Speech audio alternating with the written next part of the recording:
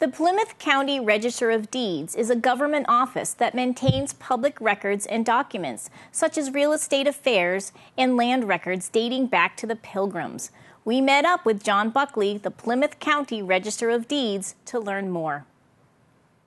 When the Plymouth colonists back in the early 1620s decided that private ownership of land, similar to what had happened in Europe, was beneficial to their economy, they decided that private ownership of land would be more beneficial to the community, that they found that people were working harder when they were working on their own land, and they created a land record system.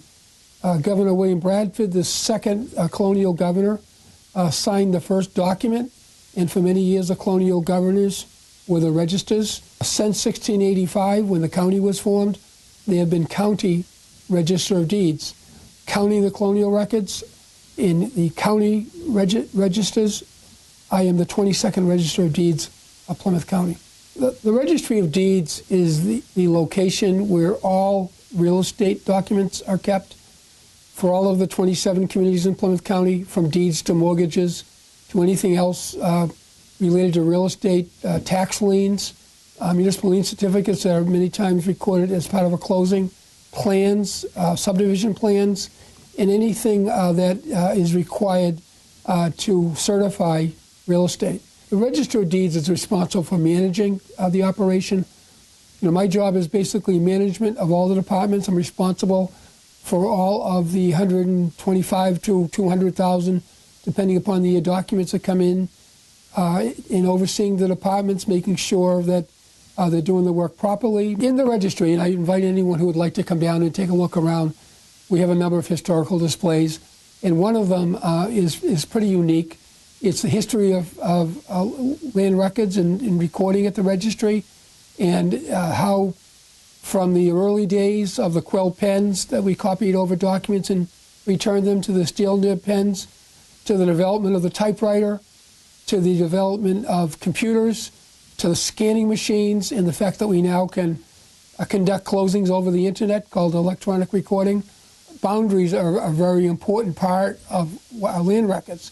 And I always kind of joke, there was a deed when John Alden, one of the original colonists who came over in the Mayflower, and a great story of that when he married Priscilla, the courtship of Miles Standish, his friend and roommate at the time, asked John Alden to go and court Priscilla Mullins.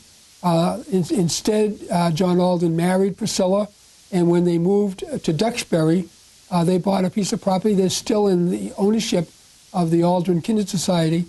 But that particular deed is a great example of the difficulty sometime in boundaries, because the way it was described was from the burnt walnut stump to the edge of the field. And as we all know, burnt walnut stumps don't last 300 years.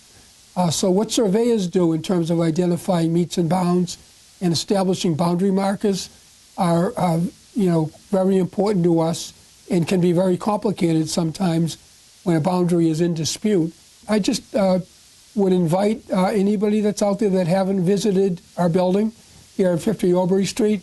We still call it our new building, even though we're coming up on 7 to 9 years in operation.